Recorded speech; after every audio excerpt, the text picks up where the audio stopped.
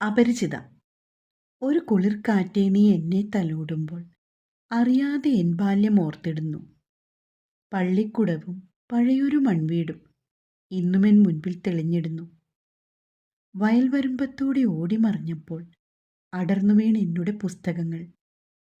പുസ്തകത്താളിൽ ഒളിപ്പിച്ച പൊൻപീലി വാനത്തു നോക്കി ചിരിച്ചിരുന്നു.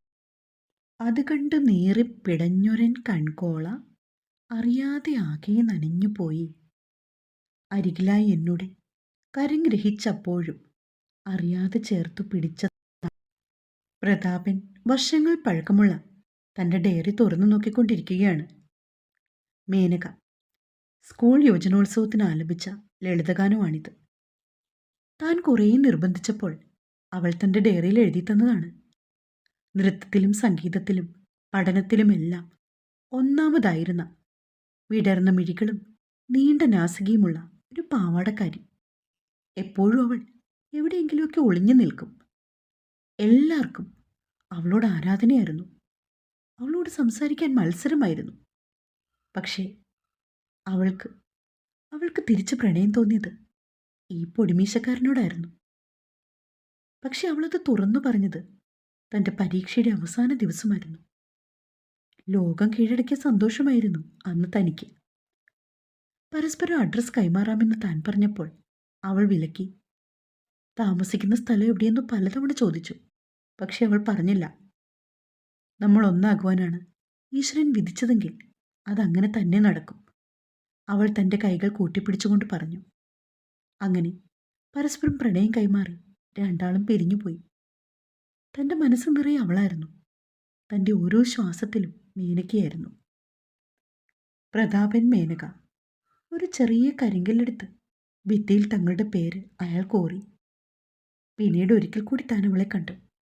താൻ TC മേടിക്കാനായി ചെന്നപ്പോൾ അവൾ ഏതോ ഒരു കാറിൽ കയറി പോകുന്നു. അവൾ ഈ നാടും സ്കൂളും ഉപേക്ഷിച്ച് എങ്ങോട്ടോ പോകുകയാണെന്ന് അവളുടെ ഒരു സുഹൃത്തു വഴി അറിയാൻ കഴിഞ്ഞു. പിന്നീടുള്ള തൻ്റെ ഓരോ യാത്രയിലും താൻ തിരഞ്ഞ മുഖം ഒരിക്കലും ഒരിടത്ത് ആ മുഖം കണ്ടെത്തുവാൻ കഴിഞ്ഞില്ല. ആ മുഖം വീണ്ടും താൻ കണ്ടത് ശ്രീഹരിയുടെ കൂടെ വന്ന ആ പെൺകുട്ടിയിലൂടെയാണ്. ശരിക്കും ആ പെൺകുട്ടിയും മേനകയും തമ്മിൽ എന്തോ ഒരു ബന്ധമുണ്ടെന്ന് അയാൾ ഉറച്ചു വിശ്വസിച്ചു. ഈ വെളുപ്പാങ്കാലത്ത് ഇത് എന്ത് ചെയ്യുന്നു ഏട്ടാ? ഗിരിജയുടെ ശബ്ദം കേട്ടതും അയാൾ ഓർമ്മകളിൽ നിന്നും താഴേക്ക് പതിച്ചു. എന്താ പ്രതാപേട്ടാ, ഇന്ന് നേരത്തെ എഴുന്നേറ്റോ? ഗിരിജ കൂട്ടുവായിട്ടുകൊണ്ട് എഴുന്നേറ്റിരുന്നു.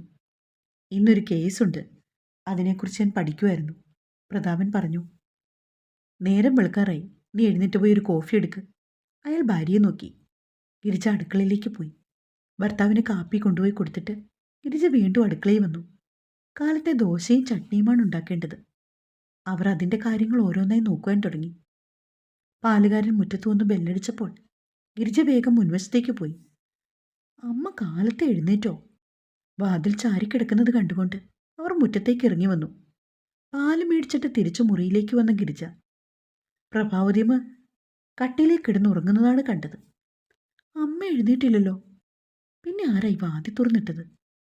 ചിലപ്പോൾ ശ്രീഹരി ആയിരിക്കുമെന്ന് അവരോർത്തു. കാലത്തെ ശ്രീഹരി ഉണർന്നപ്പോൾ മേഘന മുറിയിലില്ലായിരുന്നു. ഇവളിതെവിടെ പോയി? അവൻ വാഷ്റൂമിലേക്ക് നോക്കി. അവിടെയും ഇല്ലെന്നവന് മനസ്സിലായി. തലേദിവസം നടന്ന ഓരോരോ സംഭവങ്ങൾ അവൻ ഓർത്തെടുത്തു. അവൻ കട്ടിലിൽ നിന്ന് ചാടി എണീറ്റു. അലമാര തുറന്നപ്പോൾ അവളുടെ ബാഗ് അവിടെയില്ല. അച്ഛാ! അവൻ പ്രതാപന്റെ മുറിയിലേക്ക് ഓടി. അയാളോട് മേഘനയെ കാണാനില്ലെന്ന് പറഞ്ഞു. അപ്പോഴേക്കും ശ്രീഹരിയുടെ ശബ്ദം കേട്ട് ആരിജിയും മുത്തശ്ശിയുമൊക്കെ അവൻ്റെ അടുത്തേക്ക് വന്നു. ഞാൻ പാല് മേടിക്കാനായി മുറ്റത്തേക്ക് ഇറങ്ങി വന്നപ്പോൾ ഈ മുൻവശത്തെ വാതി തുറന്നു കിടക്കുമായിരുന്നു. ഞാൻ വിചാരിച്ചത് ശ്രീകുട്ടൻ ഉണർന്ന് അമ്പലത്തിൽ പോകാനായി ഈ വാതി തുറന്നിട്ടതെന്നാ. ഗിരിജ എല്ലാവരോടുമായി പറഞ്ഞു. നന്നായി, ആ മാറണം എൻ്റെ ശ്രീകുട്ടൻ്റെ തലേന്നൊഴിഞ്ഞു പോയല്ലോ. എല്ലാം പരമേശ്വരൻ്റെ അനുഗ്രഹം. പ്രഭാവതി അമ്മ അത് പറയുമ്പോൾ ഗിരിജയും പ്രതാപനും ഒരു അന്താളിച്ചു നോക്കി. കാരണം അവർക്കായിരുന്നു മേഘനെ ഏറ്റവും കൂടുതൽ ഇഷ്ടം.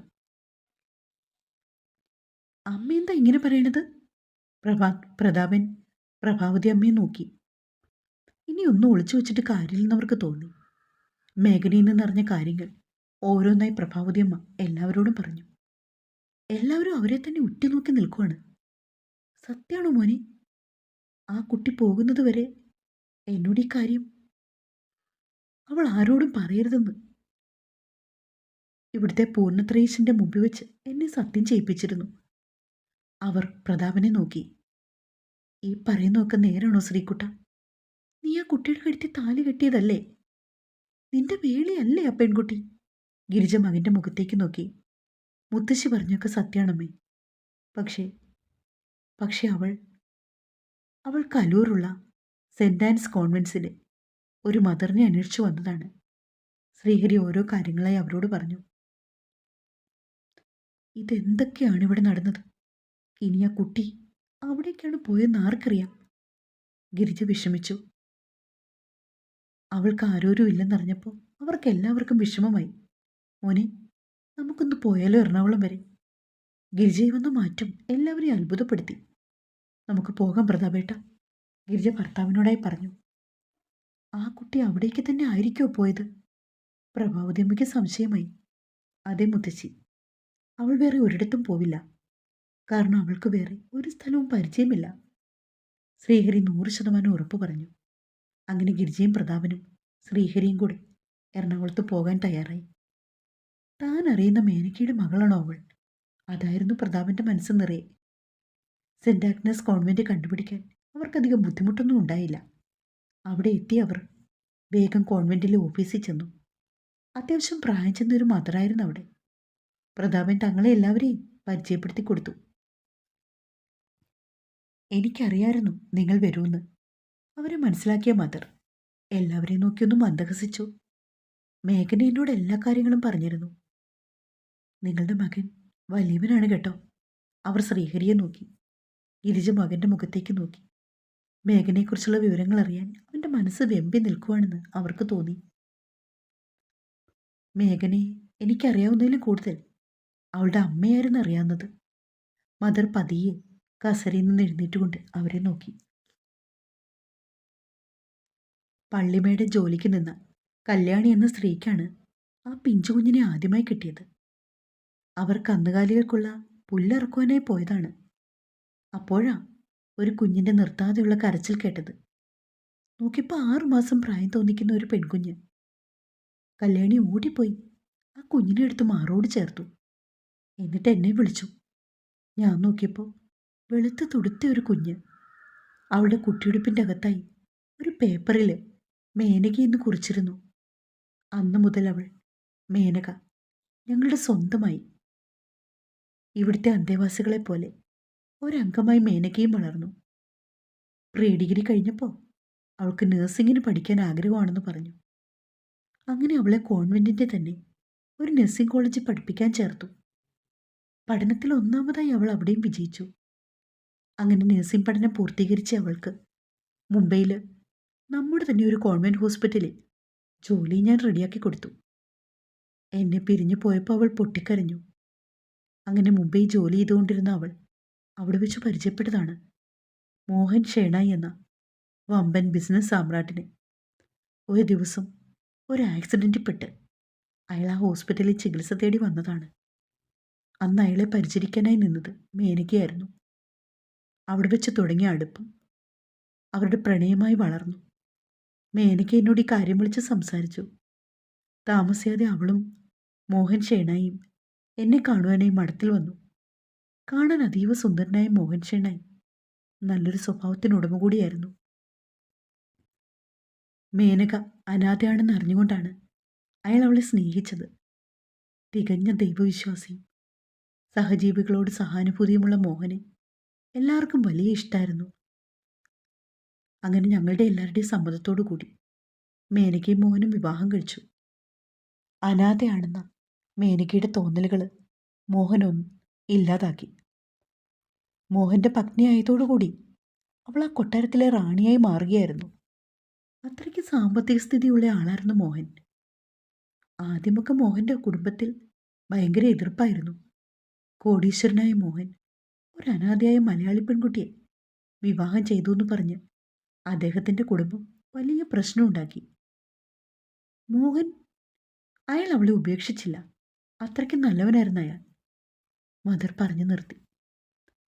അങ്ങനെ അവർക്ക് ആദ്യത്തെ കുഞ്ഞു പിറന്നു. അതാണ് മേഘന. അവൾ ജനിച്ചതോടെ മോഹന്റെ കുടുംബത്തിലെ പ്രശ്നങ്ങൾ പതിയെ പതിയെ കുറഞ്ഞു വന്നു. എല്ലാവരും പരസ്പരം സഹകരിക്കാൻ തുടങ്ങി. മേഘനയ്ക്ക് പിന്നാലെ അവർക്ക് 2 ആൺകുട്ടികൾ കൂടി ഉണ്ടായി.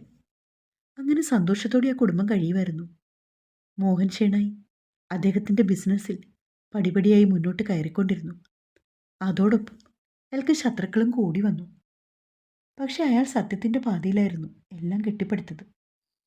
മേഘന ഡിഗ്രിക്ക് പഠിക്കുന്ന സമയം ഒരു ദിവസം മേഘനയെ കോളേജിൽ നിന്ന് കൂട്ടിക്കൊണ്ടു പോവാൻ അവളുടെ സഹോദരന്മാരും അച്ഛനും കൂടി പോയതാണ്. നിയന്ത്രണം വിട്ടുവന്ന ഒരു ചരക്ക് ലോറി ആ 3 ജീവനുകളും പൊലിഞ്ഞു വീണു. മദറിന്റെ ശബ്ദം വിറച്ചു. ഞെട്ടിത്തെറിച്ചിരിക്കുവാണ് ശ്രീഹരിയും അച്ഛനും അമ്മയും. മോഹനും മക്കളും നഷ്ടപ്പെട്ടതോടെ മേനയ്ക്ക് ഒരു ഭ്രാന്തിയെപ്പോലെയായി. അവരുടെ കുടുംബം അനാഥമായതോടെ അവളും മകളും തകർന്നുപോയി. അപ്പോഴവർക്ക് സഹായമായി ഉണ്ടായത് മോഹന്റെ സഹോദരിയായിരുന്നു. പിന്നീട് അവരുടെ മക്കളാണ് മോഹന്റെ ബിസിനസ് എല്ലാം കൈകാര്യം ചെയ്തത്. ആ കുടുംബത്തിന്റെ സ്വത്തുവകകൾ സ്വന്തമാക്കാൻ വേണ്ടിയാണ് അവരവിടെ കയറിക്കൂടിയതെന്ന് മനസ്സിലായ ശേഷം മേനക അവരെ ഒഴിവാക്കാൻ ശ്രമിച്ചു. അത്രയും നാളുകൾ സ്നേഹത്തോടെ കൂടെ നിന്ന മോഹന്റെ സഹോദരിയുടെ മറ്റൊരു മുഖമാണ് പിന്നീട് മേനക കണ്ടത്. എതിർക്കാൻ ശ്രമിച്ചപ്പോഴെല്ലാം അവൾക്ക് ക്രൂരമർദ്ദനമാണ് ഏറ്റുവാങ്ങേണ്ടി വന്നത്. അവളുടെ ആൺമക്കൾ 2 പേരും വിവാഹിതരായിരുന്നു. അതുകൊണ്ട് തന്നെ മേഘനയെ ശല്യം ചെയ്യാൻ വന്നില്ല. പക്ഷെ അവർ മറ്റൊരു ഉപായം കണ്ടെത്തി.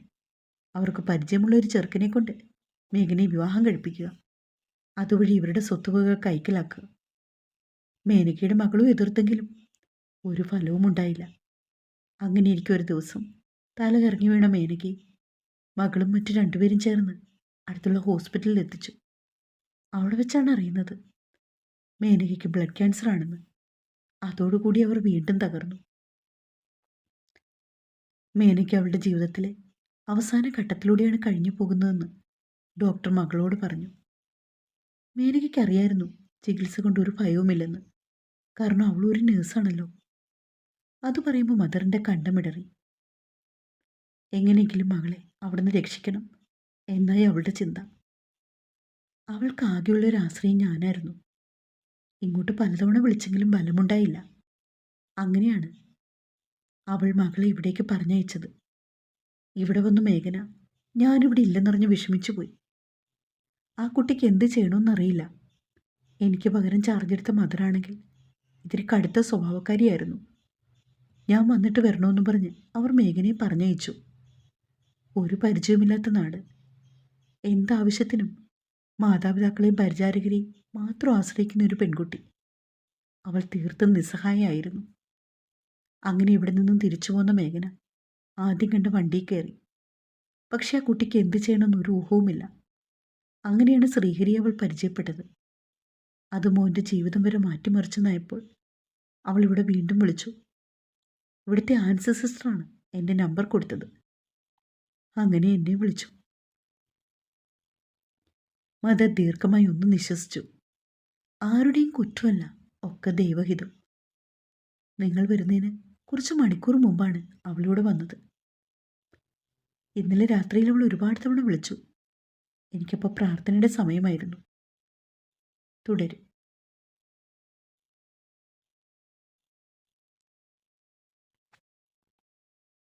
അടുത്ത പാർട്ട് നാളെ തരാം കേട്ടോ. കഥ ഇഷ്ടമെങ്കിൽ കമൻറ്റ് തരണേ.